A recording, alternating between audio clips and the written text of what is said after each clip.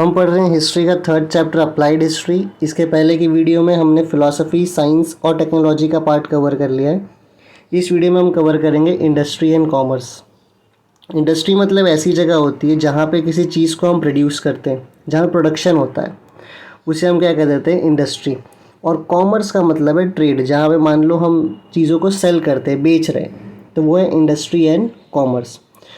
फिर क्या बोल रहा है कि the field of mutual social transaction expands with the growth of industry and trade. बोल रहा है जैसे जैसे इंडस्ट्री और ट्रेड ग्रो करेगा, मतलब जैसे जैसे इंडस्ट्री और ट्रेड आगे बढ़ेगा, म्यूचुअल सोशल ट्रांजैक्शन आगे बढ़ेगा। सोशल ट्रांजैक्शन का मतलब होता है कि जब आपस में लोग मिलते हैं, एक दूसरे से बात करते हैं, उसे हम कहते हैं सोशल ट्रांजैक्शंस। तो लोगों का मिलना, बात करना, ये सब क्या होता है, एक्सपांड होता है, बढ़ता है। कब? जब इंडस्ट्री और ट्रेड आगे बढ़ती है। तो जितना ज़्यादा इंडस्ट्री और ट्रेड बढ़ेगा, उतना ज़्यादा लोगों के बीच में लोगों का मिलना जुलना क्या होगा, वो आगे बढ़ने वाला है, वो एक्सपांड होने वाला है, वो ग्रो होने वाला है। ठीक है, इसका एक एग्जांपल लेके समझो। मान लो कि इंडिया से हम किसी और देश में जा रहे हैं ट्रेड करने के लिए, है ना। वहाँ पे हम अब ट्रेड कर रहे हैं या हमारी वहाँ पे इंडस्ट्री है। तो इंडियन लोग अब मान लो किसी और देश में जा चुके हैं, और वो मान लो कोई यूरोपियन कंट्री है। अब इंडियन जब यूरोपियन कंट्री में गया है, तो इसका मतलब क्या है कि इंडस्ट्री और ट्रेड तो बढ़ गई है ना। इंडस्ट्री और ट्रेड ग्रो हुई है, क्योंकि हमने वहाँ पे अपनी इंडस्ट्री डाल ली है, तो इंडस्ट्री ग्रो हुई। जब इंडस्ट्री ग्रो होगी तो इससे क्या होगा, सोशल ट्रांजैक्शन भी बढ़ेगा। सोशल ट्रांजैक्शन के बढ़ने का मतलब है कि जो यहाँ पे इंडियन इंसान है, वो कहाँ पे जा रहा है, यूरोप में। तो अब एक इंडियन और एक यूरोपियन, उन दोनों के बीच में अब क्या हो रही है, बात हो रही है। तो जो सोशल ट्रांजैक्शन है, ये भी क्या होता है, बढ़ता है। अब जब सोशल ट्रांजैक्शन बढ़ता है, उससे क्या होता है, it also promotes continuous development of network of cultural interaction. तो जब सोशल ट्रांजैक्शन बढ़ता है, जब लोग मिलते जुलते हैं, तो उसके साथ साथ एक और चीज़ बढ़ती है, और वो है कल्चरल इंटरेक्शन। क्या होता है ना कि इंडिया का जो कल्चर है, वो किससे जाके, वो किसको शेयर कर रहा है, यूरोपियंस को। और यूरोपियन का जो कल्चर है, वो किसको शेयर कर रहा है, इंडियन को। तो इस तरीके से कल्चर का भी क्या होता है, एक डेवलपमेंट, कल्चर भी डेवलप हो रहा है, लोग अपने कल्चर को शेयर कर रहे हैं। ठीक है, तो कुल मिला के ये बोल रहा है कि जैसे जैसे इंडस्ट्री और ट्रेड बढ़ेगा, लोगों का मिलना जुलना क्या है, वो बढ़ता है। और जब लोग मिलते हैं, तो उनके बीच में जो कल्चर है, वो भी क्या होता है, शेयर होता है। It is an integral part of the industry and commercial management. तो बोल रहा है कि ये जो लोगों का मिलना, लोगों का कल्चर शेयर होना, उसके साथ साथ में एक दूसरे को समझना, ये सब एक इंडस्ट्री और कॉमर्स का एक इंटीग्रल पार्ट है। इंटीग्रल पार्ट मतलब उसी का ये क्या है, पूरा पूरा हिस्सा है। जैसे कि अगर कोई यूरोपियन इंसान इंडिया में आता है, और वो ऐसी जगह जाता है, और वो वहाँ पे जब मान लो जाके वहाँ पे चिकन बेच रहा है, लेकिन वो ऐसी जगह है जहाँ पे कोई लोग नॉनवेज खाते ही नहीं है, तो क्या वो चिकन वहाँ पे अपना सेल कर पाएगा? क्या नहीं सेल कर पाएगा। इसीलिए उसे कल्चर के बारे में मालूम होना भी क्या है, बहुत ज़्यादा ज़रूरी। इसीलिए बोला हुआ है कि कल्चर जो है वो इंडस्ट्री और कमर्शियल मैनेजमेंट का क्या है, इंटीग्रल पार्ट है, मतलब उसी का क्या है, वो पूरा पूरा हिस्सा है। It is essential to understand the history of this process. और बहुत ज़रूरी है कि हम पूरे इन सब प्रोसेसेस का हिस्ट्री जानें, किस तरीके से कल्चर का एक्सचेंज हुआ, किस तरीके से लोगों के बीच में इंटरेक्शन बढ़ रहा है, लोग ट्रांजैक्शंस कर रहे हैं। ठीक है, the nature of market and commerce has continues to change. तो बोल रहा है जो मार्केट और कॉमर्स है, वो बदलता हुआ जा रहा है। कैसे? देखो, मार्केट मतलब वो जगह जहाँ से तुम चीज़ें खरीद रहे हो। कॉमर्स मतलब कि उसको क्या बोल सकते हैं, अभी हमने समझा था। कॉमर्स का मतलब है कि किस तरीके से सामान का ट्रेड हो रहा है। तो अब तुम देखोगे तो यहाँ पे लिखा है कि जो मार्केट और कॉमर्स है, वो चेंज हो रहा है। पहले लोग जाते थे शॉप पे जाने के बाद वहाँ पे वो शॉपिंग करते, चीज़ खरीदते थे। पर अब चीज़ बदल चुकी है, अब वो ऑनलाइन लोग शॉपिंग कर ले रहे हैं। तो मार्केट क्या हो रहा है, समय के हिसाब से चेंज हो रहा है। और अगर मार्केट चेंज हो रहा है, accordingly the nature of human relationships and social organisations also continue to change. तो बोल रहा है अगर मार्केट बदलेगा ना, तो ह्यूमन रिलेशनशिप्स भी बदलेगा और सोशल ऑर्गेनाइजेशन भी बदलेगा। मैं एक एग्जांपल देता हूँ तुम्हें। पहले कैसा था, मोस्टली अगर मान लो कोई शॉपिंग करना है ना, तो शॉपिंग के लिए हम शॉप पे जाते थे हम, तो वो मार्केट पे हम चले गए शॉपिंग के लिए। वहाँ पे जब जाओगे तो उससे इंटरेक्ट करोगे, उससे भाव ताव करोगे, क्वालिटी अपने हाथ से चेक करोगे। तब जो ह्यूमन रिलेशनशिप था वो कुछ और तरीके से सेट था। लेकिन अब जब मार्केट बदल गया है, अब सब ऑनलाइन आ चुका है, तुम जाके उससे बात नहीं कर रहे हो, तुम ऑनलाइन चीज़ों को देख रहे हो। अब तुम उससे नहीं पूछ रहे हो कि क्वालिटी कैसी है, अब तुम रिव्यू पढ़ रहे हो। तो जैसे जैसे मार्केट चेंज होगा, ह्यूमन रिलेशनशिप भी क्या हो जाता है, चेंज हो जाता है। तुम नॉर्मल मार्केट में जाके बोल सकते हो कि मुझे ये सामान अगर 200 का है तो तुम जाके बोल सकते हो कि मुझे ये 150 में दे दो। लेकिन तुम अमेज़ॉन पे थोड़ी सी जाके बोलोगे कि भाई ये सामान मुझे 150 में दे दो। अमेज़ॉन में जब वो डील देगा तो देगा। तो समय के हिसाब से जैसे जैसे मार्केट चेंज हो रहा है, ह्यूमन रिलेशनशिप भी क्या हो रहा है, चेंज हो रहा है। और साथ साथ में सोशल ऑर्गेनाइजेशन भी चेंज हो रहा है। सोशल ऑर्गेनाइजेशन का मतलब यहाँ पे ये है कि जो इंडस्ट्री है ना, पहले कैसा था कि लोग चाहते थे कि उनका सामान सड़कों तक आए, लोग खरीदें उसे, है ना, दुकानों तक पहुँचे।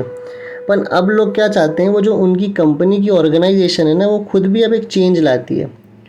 वो शॉप तक तो लाती ही लाती है, लेकिन वो ऑनलाइन भी चीज़ों को लेके जाती है। तो जो सोशल ऑर्गेनाइजेशन है, जो कंपनी है, वो भी क्या होता है, समय के हिसाब से चेंज होता रहता है। ठीक है। To understand this development it is necessary to study. अब ये जो डेवलपमेंट हो रहा है, किस तरीके से चीज़ पहले ऑफलाइन थी, अब सब कुछ ऑनलाइन होते जा रही है, किस तरीके से ह्यूमन रिलेशनशिप चेंज होते जा रहा है, इस डेवलपमेंट को समझने के लिए हमें इतिहास पढ़ना पड़ेगा। किसका, कल्चर का। लोग क्या पहनते हैं, क्या खाते हैं, कि वो सब क्या हो गया, कल्चर में हो गया। कैसे घरों में रहते हैं, है ना। अगर तुम्हें ऑनलाइन भी चीज़ सेल करनी है तो तुम्हें लोगों का कल्चर पता होना ज़रूरी है कि किसको क्या ऐड में दिखाना है कि वो उससे ख़रीदे। तो हमें पढ़ना पड़ेगा हिस्ट्री ऑफ कल्चर। फिर सोशल ऑर्गेनाइजेशन की हिस्ट्री, अलग अलग कंपनी, अलग अलग ऑर्गेनाइजेशन है उनके अंदर, उसकी पूरी हिस्ट्री। और इकोनॉमिक इंस्टीट्यूशंस की हिस्ट्री। इकोनॉमिक इंस्टीट्यूशंस का मतलब क्या होता है, इकोनॉमिक इंस्टीट्यूशन का मतलब होता है जैसे बैंक हो गया, वो क्या होता है, इकोनॉमिक इंस्टीट्यूशन। तो उनकी भी हिस्ट्री पढ़ना क्या है, बहुत ज़्यादा ज़रूरी, ताकि हम समझ पाएँ कि किस तरीके से लोग इंटरेक्ट करते हैं, है ना। देखो क्या क्या चीज़ था। इंडस्ट्री एंड कॉमर्स में हम देख रहे थे कि जैसे जैसे इंडस्ट्री और ट्रेड बढ़ता है, लोगों का मिलना जुलना भी क्या हो जाता है, वो एक्सपांड करता है। बहुत और ज़्यादा लोग एक दूसरे से मिलने लगते हैं। जब लोग एक दूसरे से मिलने लगेंगे तो उससे क्या होगा, जब लोग एक दूसरे से मिलने लगेंगे तो उससे लोगों के बीच में कल्चरल इंटरेक्शन होगा। लोग एक दूसरे के कल्चर को एक्सचेंज करेंगे। क्या हम क्या खाते हैं हम उन्हें बताएंगे, वो क्या खाते हैं वो हमें बताएंगे। हम क्या पहन रहे हैं वो देखेंगे, वो क्या पहन रहे हैं हम देखेंगे। तो कल्चर क्या होगा, एक्सचेंज होगा। और ये सब किसका इंटीग्रल पार्ट है, इंटीग्रल मतलब किसका हिस्सा है, वो है इंडस्ट्री एंड कमर्शियल मैनेजमेंट का। फिर हमने देखा कि मार्केट और कॉमर्स समय के हिसाब से बदल रहा है। पहले ऑनलाइन शॉपिंग थी, पहले ऑफलाइन शॉपिंग थी, और अब क्या हो चुकी है, ऑनलाइन शॉपिंग। तो मार्केट तो बदल रहा है, और अगर मार्केट बदल रहा है तो ह्यूमन रिलेशनशिप भी क्या होगा, बदलेगा। जिस तरीके से पहले लोग जाके दुकानों में खड़े होकर भाव को कम ज़्यादा करवाते थे, अब तुम वैसे नहीं करा पाते हो। अब तुम ऑनलाइन जो प्राइस मिलता है उसमें ख़रीद लेते हो। और यही सब तुम्हें अगर देखना है डेवलपमेंट, कि कैसे ये सब डेवलपमेंट हुआ, हमें हिस्ट्री पढ़नी पड़ेगी, कल्चर की, अलग अलग सोशल ऑर्गेनाइजेशंस की, और इकोनॉमिक इंस्टीट्यूशन जैसे बैंकों की। तो आई होप तुम्हें जो पहला टॉपिक है इंडस्ट्री एंड कॉमर्स, ये समझ में आ गया है। अगला देखते हैं, नेक्स्ट टॉपिक है मैनेजमेंट स्टडीज़। लिखा है in order to understand various factors involve in chain of production. तो बोल रहा है चेन ऑफ प्रोडक्शन में जो अलग अलग चीज़ें होती है उन्हें समझने के लिए, है ना, सबसे पहले हमें समझना होगा कि चेन ऑफ प्रोडक्शन में क्या क्या होता है। तो यहाँ पे कुछ दिया हुआ है, such as means of production, human resources, process of production, as well as chain of market and sale management। देखो कुल मिला के ना, means of production, human resources, process of production, chain of market, sale management, ये सब किसका part आता है, ये सब आता है चेन ऑफ प्रोडक्शन का पार्ट। अब इसको समझते हैं। सबसे पहले हम समझते हैं चेन ऑफ प्रोडक्शन को। देखो तो यहाँ पे दिया हुआ है चेन ऑफ प्रोडक्शन। है ना। अब देखो, इस चेन ऑफ प्रोडक्शन को समझने के लिए हम ऐसा समझते हैं, चेन ऑफ प्रोडक्शन मतलब किसी भी चीज़ को बनाने के लिए, अब मान लेते हैं हम लोग को बनाना है, कोई कपड़ा बनाना है हमें, है ना, कोई क्लोथ हमें बनाना है। मान लो हमें एक ऐसा एक कपड़ा बनाना है, ये एक हमें कपड़ा बनाना है, और फिर इस कपड़े से मान लो कि शर्ट बनेगा। तो सबसे पहले तो कपड़ा बनेगा, और उस कपड़े से क्या बनने वाला है, उस कपड़े से बनने वाला है शर्ट। ठीक है, अब हम समझते हैं इसका पूरा चेन ऑफ प्रोडक्शन। देखो, सबसे पहले तो एग्रीकल्चर से कॉटन आएगा, मैं बहुत ही रफली बताता हूँ। एग्रीकल्चर से कॉटन आएगा। अब इस कॉटन से क्या होगा, इस कॉटन से पूरे ऐसी रस्सी बनाई जाएगी, मतलब थ्रेड जैसा बनाया जाता है ना, ऐसा थ्रेड बनाया जाएगा कॉटन की मदद से। अब इस थ्रेड को या इस रस्सी को जो भी कह लो, इससे क्या होगा, इस थ्रेड या इस रस्सी को उसके बाद में ऐसे कपड़े में बनाया जाएगा, और उसके बाद में इस कपड़े का क्या किया जाएगा, इस कपड़े से एक शर्ट बनाया जाएगा। और फिर क्या करेंगे, फिर इस शर्ट को लेके जाना है, और जो शॉप है उस शॉप पे इस शर्ट को दे देंगे, और वो इसे क्या कर देगा, पूरा इसे सेल कर देगा। तो ये जो एक पूरा प्रोसेस देख रहे हो ना, यहाँ पे ये कॉटन से लेके पूरा एक शर्ट बनना, और फिर उस शर्ट को बेचना, है ना, उसका ऐड करना, लोगों को बताना, ये पूरा पूरा प्रोसेस किस में आ जाता है, चेन ऑफ प्रोडक्शन में। तो चेन ऑफ प्रोडक्शन क्या है कि कोई एक रॉ मटेरियल यहाँ पे क्या था, यहाँ पे था कॉटन। तो कोई एक रॉ मटेरियल कैसे फिनिश प्रोडक्ट बनता है, सिर्फ इतना ही नहीं, फिर उसे कैसे मार्केट में ऐड किया जाता है, मतलब एडवर्टाइजमेंट करते हैं, प्रचार करते हैं, फिर उसे उसका सेल करते हैं। ये पूरा पूरा प्रोसेस किस में आ जाता है, ये पूरा पूरा प्रोसेस आ जाता है चेन ऑफ प्रोडक्शन में। ठीक है, अब तुम्हारे बुक में लिखा है चेन ऑफ प्रोडक्शन कैसे, वो देखते हैं। देखो, in order to understand various factors involve in chain of production. तो अब चेन ऑफ प्रोडक्शन को कैसे समझाया, such as means of production. Means of production मतलब मान लो जब अगर हमें कपड़ा बनाना है, तो उसको कपड़ा बनाने के लिए हमें क्या क्या चीज़ की ज़रूरत होगी, मशीन्स की, फिर कॉटन की, उसके बाद में और तमाम चीज़ होती है, वो अलग अलग मशीन्स होती हैं, है ना। तो जो चीज़ें हमें चाहिए कपड़ा बनाने के लिए, वो किस में आ जाएगा, मीन्स ऑफ प्रोडक्शन में। तो चेन ऑफ प्रोडक्शन में सबसे पहले चीज़ क्या आ गई, मीन्स ऑफ प्रोडक्शन। उसके बाद में ह्यूमन रिसोर्स, मतलब भाई कम मशीनों पे काम करने के लिए इंसान। उसके बाद में प्रोसेसेस ऑफ प्रोडक्शन, अलग अलग प्रोसेस होगा। पहले कॉटन को किसी धागे में बनाया जाएगा, फिर उस धागे से पूरे पूरे कपड़े बनाए जाएंगे, फिर उस कपड़े को सेल किया जाएगा। तो वो सब क्या हो जाता है, processes of production. As well as chain of market and sale management. तो भाई मार्केट में उस चीज़ को कैसे लेके जाना है, किस तरीके से उस चीज़ का सेल करना है ना, यही सारा किस में आता है, चेन ऑफ प्रोडक्शन में। तो in order to understand various factors involve in chain of production such as means of production, human resources and process of production, as well as chain of market and sale management etc., it is essential to have knowledge of similar function systems of the past। तो बोल रहा है कि इस चीज़ को समझने के लिए हमें पास्ट में किस तरीके से क्या क्या चीज़, कौन सी मशीन्स लगी थी पास्ट में, किस तरीके से पास्ट में लोग एडवर्टाइज़ करते थे, किस तरीके से लोग सेल्स करते थे, किस तरीके से अपने सामान अपने कंपनी से लोगों के दुकानों तक पहुंचाते थे, ये सब पास्ट में कैसा था, हमें ये सब समझना क्या है, बहुत ज़्यादा ज़रूरी। जब हम ये सब समझ जाएंगे तो हमारा मैनेजमेंट क्या होता है, बहुत अच्छा हो जाता है। इस बात को और डिटेल समझते हैं। देखो, पहले के टाइम पे जब कपड़ा बनता था तो हैंडलूम मशीन्स थी, मतलब हाथों से कपड़ा बनाया जा रहा था, ठीक है। लेकिन आज के टाइम पे वो मशीन से बन रहा है। तो जब पहले के टाइम पे हैंडलूम से बन रहा था, तो जो ह्यूमन रिसोर्सेज थी, जो इंसान कंपनी में लगते थे, वो बहुत ज़्यादा लगते थे। लेकिन आज जब मशीन आ चुके हैं तो इतने इंसान की ज़रूरत वहाँ पे होती नहीं है। तो तुम बैठ के एक पूरा कैलकुलेशन कर सकते हो। मैनेजमेंट स्टडीज़ का मतलब कुल मिला के क्या है कि चीज़ों को बनाना और चीज़ों को बेचना, और इसका मेन उद्देश्य क्या है कि जो तुम्हारा पैसा है वो कम लगे। अब पैसा कम कब लगेगा, जब तुम उस चीज़ को पहले कैसे बनाते थे, आज कैसे बना रहे हैं, पहले कौन से मशीन इस्तेमाल होते थे, आज कौन से मशीन इस्तेमाल हो रहे हैं, ये सारे चीज़ तुम जानते हो। जब तुम्हें ये सारी चीज़ें पता होंगी तब तुम पैसे बचा पाओगे। अब तुम बैठे कैलकुलेट कर सकते हो कि यार अगर मैं मीन्स ऑफ प्रोडक्शन में मतलब क्या क्या चीज़ें लगती हैं कपड़े बनाने में, उसमें मैं मान लेता हूँ कि मैं अब मशीन ज़्यादा रखूँगा। तो जब मैं मशीन ज़्यादा रखूँगा तो मेरा ह्यूमन रिसोर्सेज क्या हो जाएगा, कम हो जाएगा। अब तुम कैलकुलेट करोगे कि एक इंसान को मैं अगर 2 मशीन देता हूँ, मेरे पास 10 मशीन है, तो 5 लोग मेरे कंपनी में मेरे को लेबर चाहिए। अब तुम उसके बिल का कैलकुलेशन कर लोगे कि यार इतना इतना मेरा बिल का खर्चा आएगा। अब तुम उसका उल्टा भी कर लो, तुम सोच लो कि यार मैं हैंडलूम मशीन लेके आता हूँ और मैं 20 लेबर मुझे रखना पड़ेगा, क्योंकि एक में देखो 5 मशीन या 10 मशीन अगर मैं लाऊंगा तो वो कम से कम 30 से 40 हाथ वाले मशीन का काम करके दे देगी। तो मशीन का प्रोडक्शन बहुत ज़्यादा और जल्दी होता है, पर हैंडलूम का प्रोडक्शन क्या होता है, बहुत स्लो होता है।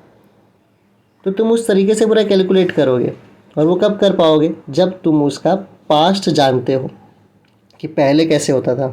ठीक है, यहाँ पे लिखा है ना कि वो पास्ट का नॉलेज इसीलिए क्या होता है, बहुत ज़्यादा ज़रूरी। आगे देखते हैं। It is essential to understand the psychological characters of people working at various level in the chain of production and marketing for healthy management. तो बोल रहा है बहुत ज़्यादा ज़रूरी है लोगों का साइकोलॉजिकल कैरेक्टर समझना, जो चेन ऑफ प्रोडक्शन में काम कर रहे हैं या फिर जो मार्केटिंग में काम कर रहे हैं। तो जो भी इंसान उस कॉटन से कपड़ा बना रहे हैं, तो वो लोग तो किस में काम कर रहे हैं, चेन ऑफ प्रोडक्शन में। चेन ऑफ प्रोडक्शन मतलब समझ आ रहा है ना, कि अलग अलग मशीन पे कोई काम कर रहा है, कोई कपड़ा बन के रेडी हो गया तो उसका क्वालिटी चेक कर रहा है। जब तुम पढ़ोगे आगे तुम्हें मालूम पड़ेगा कि एक क्वालिटी कंट्रोल डिपार्टमेंट होती है जो क्वालिटी चेक करती है। फिर एक डिपार्टमेंट होगी जो कपड़ा बन चुका है, कपड़े से शर्ट बनाएगी। तो अलग अलग लोग इसमें काम कर रहे हैं।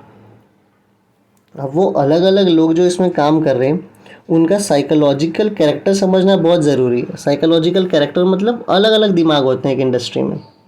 एक ऐसा इंसान होगा जो कटिंग वटिंग में बड़ा अच्छा होगा, एक इंसान ऐसा होगा जो इनोवेटिव बहुत सोचता होगा।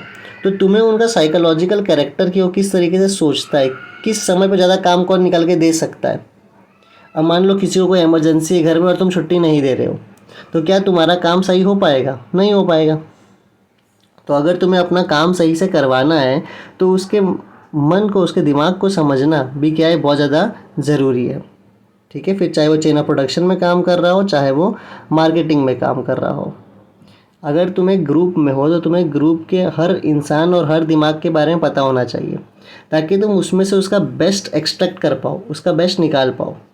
ठीक है, अब ये चीज़ तुम बहुत देखते हो क्रिकेट में, जब चेन्नई सुपर किंग में कोई भी प्लेयर आ जाता है तो उसका MS धोनी जो है वो उनके उस प्लेयर के साइकोलॉजिकल कैरेक्टर को समझते हैं कि शिवम दुबे पहले कहीं और नहीं खेल पा रहा था, लेकिन जैसे वो CSK में आता है वो अच्छा खेल रहा है, क्योंकि जो उनके कैप्टन है वो उनके साइकोलॉजिकल कैरेक्टर को समझते हैं। और अगर तुम किसी इंसान के साइकोलॉजिकल कैरेक्टर को समझ जाओ तो तुम उसमें से उसका बेस्ट निकाल सकते हो। वो यहाँ पे लिखा हुआ है।